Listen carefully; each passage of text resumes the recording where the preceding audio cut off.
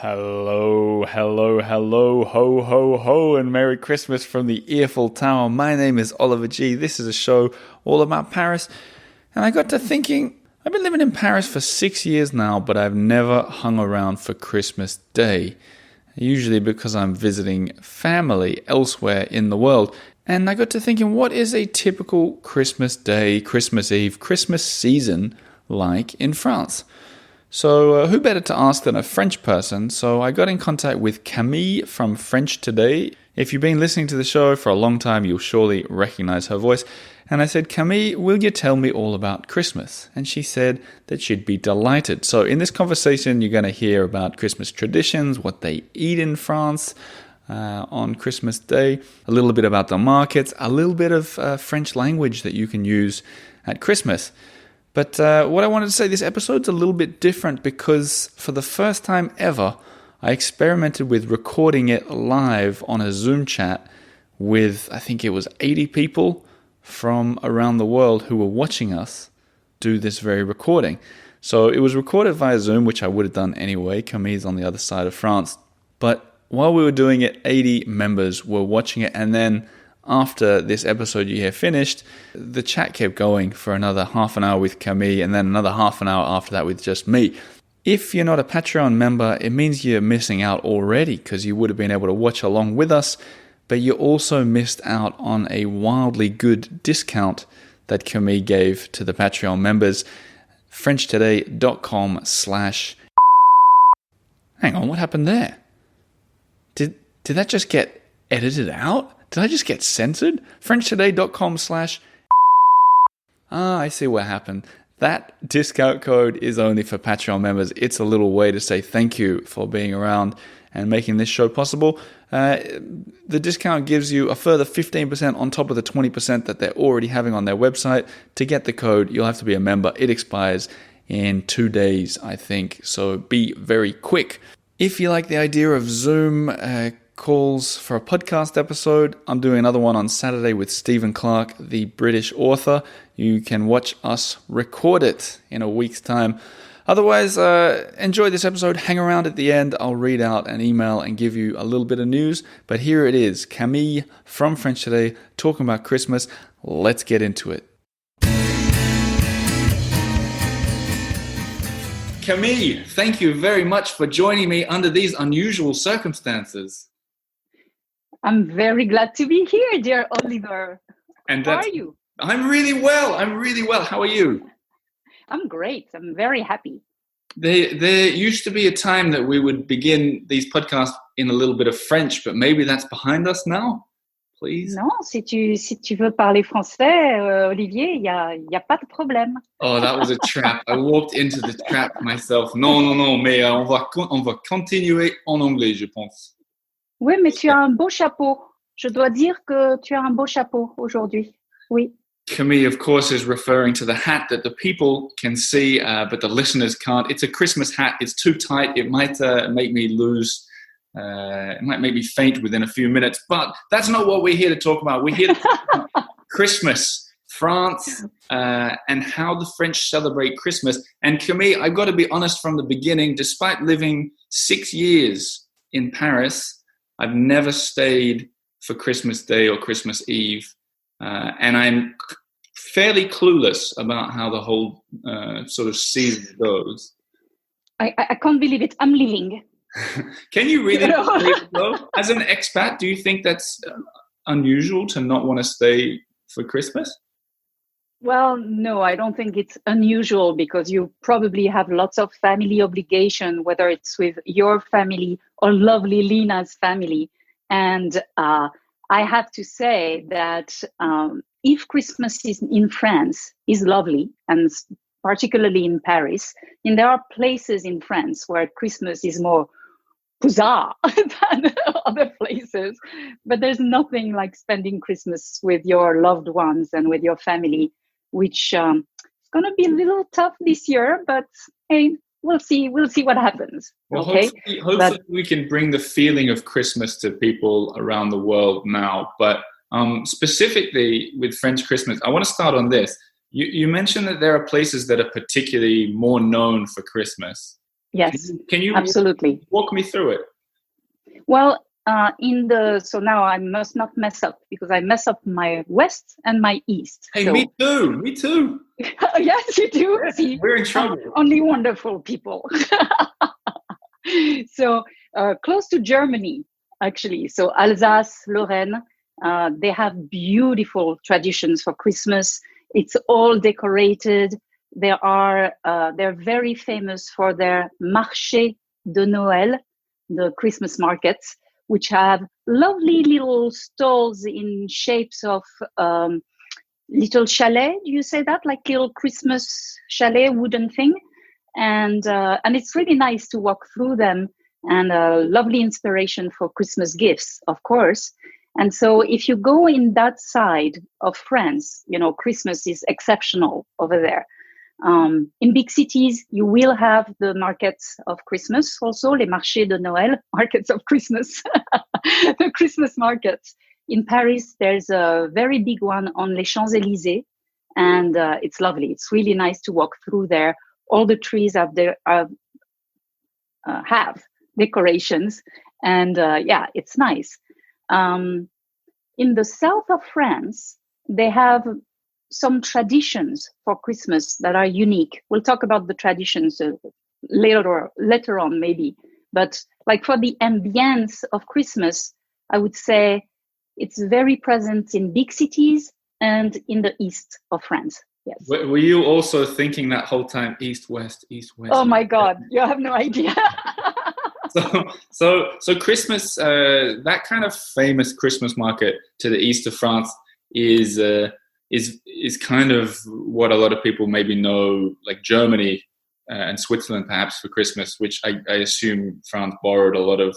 I mean, it's probably all shared, but do French people flock to those cities in the East and to Paris for Christmas? Is it something that French people themselves want to check out? I don't know. I'm not really sure, but I think, yeah, like myself, I would love to. It's always been a dream of mine to actually go to Strasbourg or, a place closer to Germany for Christmas, because I would love to feel that ambience. And here in Paimpol, so for those who don't know me, I live in a very teeny little village in Brittany. So it's called Paimpol. It's by the sea. It's lovely, but it's not particularly fun for Christmas. There's no snow. There's a little bit of decoration. I mean, the mayor, especially this year, there's some things going on, but there's 8,000 inhabitants. And something interesting is that it's not really in the French culture to decorate the houses for Christmas. For those who don't know me very well, I lived in Boston for 17 years. So I'm French. I was born in Paris, raised in Paris, etc. But then lived in Boston, became an American citizen. It's important for me. And lived in Boston for 17 years. And over there for Christmas, everybody decorated at least a teeny bit their houses. In France now, it's some people start to do it. Some people go, like you will find from time to time, a totally decorated house, but it's not in the habit. I'm kind of interested. I think a lot of people know how Americans celebrate Christmas from all the movies and stuff, but I'm actually fascinated by Paimpol, because if we consider it to be a very, let's consider it to be the most typical French town of 8,000 people. So, and I've been there in the summer. We came and visited you on the honeymoon, as you surely remember. But for me, that's a really typical town. So paint the picture now for people watching and listening. What are the signs of Christmas in early December in Paimpol, a typical French town? What would you see? That's a very good question, dear Oliver. So when you enter Paimpol, you will go through a roundabout. A roundabout in France, impossible. I'm laughing because there are roundabouts everywhere in France. You better know your rules to drive through roundabouts if you're driving in France. So it's called un rond-point. And in the middle of that rond-point, there's already a huge Christmas décoration, des décorations de Noël, avec un sapin de Noël, des boules. Okay. I mean, that's very helpful for the Zoom, but for people listening who can't see, Yes. she's doing the sign of the tree with the baubles on it, which was quite fascinating to watch. Yeah. Donc, un arbre de Noël, Christmas tree, des décorations de Noël, des boules de Noël. We say balls for ornaments of all kinds. Voilà. And then as you go through the city, there will be some guirlandes électriques. Une guirlande électrique is, in English, you say garland, I think, electrical garland, things that sparkle with lights. I would just call them Christmas lights, actually. Yes, Christmas lights. So there will be some Christmas lights. And then, oh yes, you know what? We have something fascinating and kind of unique in Paimpol is that we have a harbor, un port. And in the harbor, guess what? There are boats, des bateaux. And there are garlands, also electrical lights on some of the boats. And it's really pretty. Yeah. That sounds really lovely. Okay, so it's not as like, I kind of got the picture that outside of Paris and outside of Alsace and Strasbourg and stuff, that maybe the French didn't go all in on Christmas like maybe they do in some other countries. So it sounds to me like there is actually quite a lot of evidence of Christmas hijinks. There is. So as I said, every town will have some kind of little bit of a Christmas decoration, even if not much, a little bit. But it's not to all the extent, like in the US. In the US, all the stores are going to have some Christmas decoration. And mostly the Christmas songs, the Christmas carols in the stores, they start at, I don't know, November, you know, la la la la la la la la la, which I actually love. But yeah, no Christmas songs in France. I mean, I cannot say no Christmas songs in France, okay, because of course you're going to find some, but the supermarkets and the stores and so on, it's not all blasting everywhere as it is in the US. I want to ask you, while you're on that topic, that in English, there are Christmas songs that people love. I mean, and I don't mean carols like that have been around forever. I mean, you know, Mariah Carey or you know, I don't know. In England, especially, there's a lot of singers. Michael Bublé sings a lot of. Do you have that kind of thing in France where everybody, you know, the best of Christmas songs from, you know, Charles Aznavour? Yes, we do have Christmas albums and so on by Michael Bublé and Mariah Carey. the French singers, I don't know. I'm sure there are some. I mean, Céline Dion definitely has done a Christmas song album or something like that. But in France, we don't have that tradition of caroling at all. So when I think about Christmas songs, I think about Tino Rossi, Mon beau sapin, Roi des forêts. If you follow some of the links that you are kindly going to provide to articles on my website, FrenchToday.com, so you will see my girl, Leila, age 5 at the time, actually singing one of the very famous Tino Rossi song. And it's each year I almost cry, you know, looking at her. It's so cute. What do you say? Are you saying Tina Rossi? What's that? Tino Rossi. Tino Rossi is a singer from the, not quite sure, 60s, I would say. Yeah. And he has this beautiful song and he sings, okay, let me give you a couple. Mon beau sapin, roi des forêts, que j'aime ta verdure, or something like that. Lovely. Lovely. And his most famous song that you will hear Leila sing is Petit Papa Noël, Little Father Christmas. And I invite you to go listen to my song, to my daughter singing. It would be much better than mine. No, that was lovely. And all those links will be shared in the show notes on the podcast and for you guys on this Zoom directly after we finish talking. But let's switch now from firstly, it seems like the Christmas music isn't the same as it is in England, Australia, America. Like it doesn't feel like it's the same kind of, No. no, it doesn't feel like the same kind of thing, which is interesting. It's kind of like with Eurovision, how France doesn't really care about Eurovision, but a lot of other European countries take it extremely seriously. I wonder if there's a connection there. Because we love our songs. I mean, we have many French songs and so on, but I don't know. I mean, yeah, it's not the same. But I will go and do the link to other French traditions. You know what we're really good at Christmas? Food. That's funny because that's exactly what I was about to bring up. Let's switch it to traditions, food. First food, second. First traditions. Just to give, I'm sure there are people listening, including me, take me to waking up on the 24th of December through to the 26th of December in 2 minutes for a typical French family. 2 minutes? Yeah. Okay. Yeah. So now that's not going to be possible because for each family, you have a different tradition, you know. But roughly, if you have to do it. Okay. So on the if you are a religious family, on the 24th at night, you will wake up to go to the Christmas midnight mass, which is not necessarily at midnight. It may start or end at midnight or be at 10 o'clock.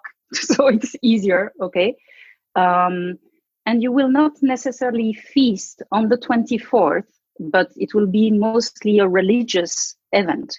And then on the 25th in the morning, when you wake up, wow, presents, you know, and then a wonderful lunch with your family, okay?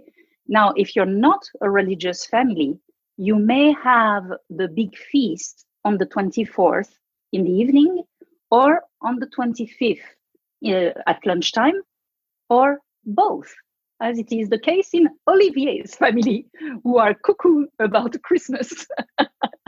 And for them, I mean, it's a marathon. On top of that, we have birthdays in the middle of that. So by New Year, we have all, you know, gained 10 kilos. and we are like, we don't want to see foie gras or oysters or nothing anymore. Like it's diet time for us. Wow. And that's, you almost switched the topic to food, but I'm not going to let you do it just yet. Let's see, what time is it? Am I a bit hungry, you think? No, I can tell. I know you've got those burgers waiting for you, Camille, but no, first, and I'm very curious about this. And I know this is the case in Sweden and Australia and America, but they have Christmas movies that everyone watches every year and Christmas TV shows. Is that the case? I've got no idea in France that no? No, there's no special TV show. It's funny because you mentioned Sweden, and for me, my best Christmas ever was in Sweden. I have an aunt who's from there, and so I know exactly what you mean with all these TV shows and so on. And we don't have things like that. We would have bloopers. You know, bloopers are there's going to be a lot of show. There's going to be sort of a cabaret. Does that make sense in English? Mm-hmm. Cabaret, like show with, you know, live singers and maybe even some not very closed dancers. That's possible. Oh, really? From the Crazy Horse and the Lido and so on. They used to do that. I haven't, to tell you honestly, the memories of these shows are from I was a little girl, and I never watch them anymore, so I cannot tell you what's on them now. But when I was younger, yeah, there will definitely be some of the Crazy Horse girls, you know, making an appearance at one point or another. What, and are they like, I haven't been to Crazy Horse, but I've been to Moulin Rouge. Is it like, as in like topless dancers on TV? Is that what you mean? Yeah, lots of feathers. Lots of feathers. And weird for Christmas. It's France. It's France. We you know, we it's okay. The body is, it's okay. You know, yeah. as far as you have some feathers going on, you're good. So funny. So you mentioned Sweden, and I just wanted ever so briefly say how weird Sweden is, because I think it's kind of relevant. On Christmas Eve in Sweden at 3 p.m. every year since forever almost, they play Donald Duck and other Disney snippets for an hour. And it is, I'm not exaggerating, the most popular TV hour of the year. So popular that no one would dare to try anything on another channel because no one cares. And everyone watches. And I mean, like, they have like 3 minutes of a 3-minute song from the Jungle Book, but in Swedish text, like the song when Baloo is singing. And it is high quality. Everybody wants to be there. And I every year, because I'm in Sweden all the time for Christmas, I'm just sitting there looking at everyone going, why are you doing this? What? It doesn't make any sense. But Camille, you've experienced that too, right? So you know. So you were asking me about the Christmas traditions, and I answered about what people usually do. In my family, it's very different because my mom never really cared for Christmas. I mean, absolutely not. I remember maybe growing up twice we had a small Christmas tree with 4 ornaments maybe, and the presents were not great either. So yeah, Christmas was not the highlight of my childhood, let's say. But we have a very different tradition in my family, and I want to bring it because it's actually Saint Nicolas. Saint Nicolas is Saint Nick in English, and he's actually the inspiration for Santa Claus. And the day of Saint Nicolas is actually December 6th. And in the night of December 5th to December 6th, if you follow the tradition, Saint Nicolas brings candies and little treats to kind children. And the difference with Santa Claus is that he's wearing his, how is it called in English? Bishop, high in the church. He has a weird hat. It's called une mire. Oh, I'm not even sure in French. It's definitely on French today. It's either mire or myrte. He has a very special stick. So all those are attributes for the church. And that's how in the legend of Saint Nicolas, he's represented. So he is the French Santa. Not only French, he's the German Santa. Again, all this is from, all these countries in the east of France. Aha, got it right. And he's the one who started this tradition of bringing candies. And then Santa was developed by Coca-Cola. If you look, the history of Santa is fascinating. Santa took over. There are children watching, so choose your words. Oh no! Oh. You puzzled me, Oliver. Don't do that to a sensitive soul like me. Let's not bring Coca-Cola into a conversation about Christmas. But let's. I realize time's getting away from us a little bit, so let's switch to food because I know. Despite however your Christmases were as a child, you've married a man who is a master in the kitchen. I know food is a big part of your life. Talk me through what the French eat at Christmas and when. Everything. They eat everything. Everything that's a little bit of the luxury part of food. So there's definitely going to be, not definitely, but very much likely to have everything at the same time. So oyster, foie gras, some very good salmon, like not the one you buy at supermarkets, but they'll go for Christmas. People are going to go really out and try to find the most gourmet food possible. And it's incredible, the budget actually for Christmas of families who are going to actually spend a lot and open very good bottles of wine and champagne, of course.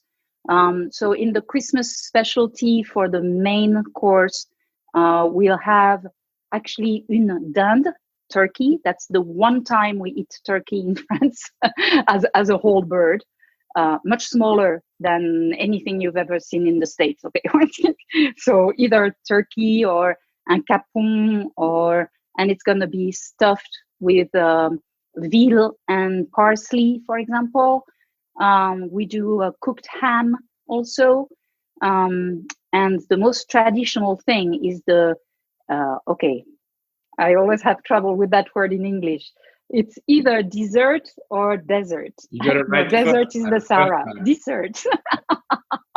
I know it's the same for you guys in French. So le dessert, il y a un dessert traditionnel pour Noël qui s'appelle, attention, la bûche. Repeat after me at home. La bûche. Not la bouche. Voilà, la bûche. La bûche pour la bouche. So let's pause for a sec. So just to highlight that difference, because that's the exact difference I always used to get wrong. Remember, with tu and vous, and I'm That's sure it. people listening can't hear the difference because I couldn't for years. So let's just let's teach that one more time. The difference between the two words that you were saying. The first one was the food, and the second one was the word for mouth. Can you say them next to each other again? Sure. La bûche. La bouche. The problem is that French people don't usually say it so slowly for us, do they? No. But, I have something for you at home. You have to help me with the words, Oliver. When you play music, there's a little metallic instrument that you can go ping, and it gives you the sound. Oh, you mean hang on, do you mean like the no, it's like a fork. It's like a music fork, okay? And you bang it on something and it brings you the right note. And singers use it all the time to sing. In French, I think it's called un diapason. Not so sure, but I think that's how it's called. But anyway, a tuning fork, maybe? Tuning fork, I think. Yeah. Mariana is saying yes. Thank you, Mariana. Yes. So tuning fork. So most people have trouble with the sound of U and the sound of OU. However, you do know tu and you do know vous, and you don't mess those up. So use them like tuning fork. When you need to say something with the U sound in it, first say out loud tu, bûche. And then take your vous and go vous, bouche. And you will see, it works. The problem with that was that for too long, I thought that tu and vous rhymed. Do you remember? It was yes, I know. Great. Anyway, let's not dwell on that. Okay, so the bûche. Hold on. You did write a book that rhymed, didn't you? That's right. But in English, so what happened? I'm okay in English. But thanks for the shout out, Kylie the Crocodile. In shops now. No, not in shops now. On the internet. But anyway, okay. So food. The bûche. What is the bûche? La bûche is you have a kind of cake like that. It's a rolled cake, and it looks like a log. And then on top of it, you can have little decoration. But be careful. If you buy one in France, all the decoration are not always edible. If you buy it from a good store, a real patisserie, all the decoration will be edible. If you buy it from the supermarket, your little Santa helper is going to be made of plastic and it's not going to be good at all. I think so watch out. I think on that note, we need to wind things up for this interview, but I want to end it. You've lived 17 years in Boston, and hey, hoo-hoo, Boston! I was going to say, I know a lot of people listening or watching are probably in America, so you have to tread a very fine tightrope here in answering this question, Camille. But who does Christmas better out of America and France? America. No doubt. America, absolutely. Okay. Well, let's say from Temple to Boston or Temple to Medford, where I was from, Matha, if we were from there. Yeah, absolutely. America. The whole Christmas spirit is everywhere in the stores, the decoration, the lights, the songs all the time really puts you into this Christmas mood. And we don't really have that here in Pebble. And with the, like in English-speaking countries, they say Merry Christmas a lot. In fact, they can start saying that now, probably December 5th. How soon? You know what? That's very interesting. Sorry, I cut you. I'm sorry, but that's actually a very good cultural point. In France, we do not say Joyeux Noël until Christmas, pretty much. Like maybe the Christmas week, if you're lucky, but pretty much 1 or 2 days before Christmas, and maybe 1 day after Christmas, you can say, Je vous souhaite un joyeux Noël, or just Joyeux Noël, or Joyeuse Fête. Voilà. Joyeuse Fête. Joyeuse Fête. I'm famous for getting the first Merry Christmas out every year in shops. Oh yeah. Well, I do that. I do that all the time. Not only am I I'm quite an extrovert and also very, very friendly, way too friendly for a French person. And I go, as soon as they have Christmas decoration, I'm like, Merry Christmas, Joyeux Noël, and cashiers and so on. They look at me going, cool. There's nothing wrong with that. You're bringing joy to the world, Camille. Thank you. Yeah. But on that note, I think we switch to what I hope will be a lively Q&A with the Patreon members. And thank you for sharing your time with us. Joyeux Noël. Joyeux Noël.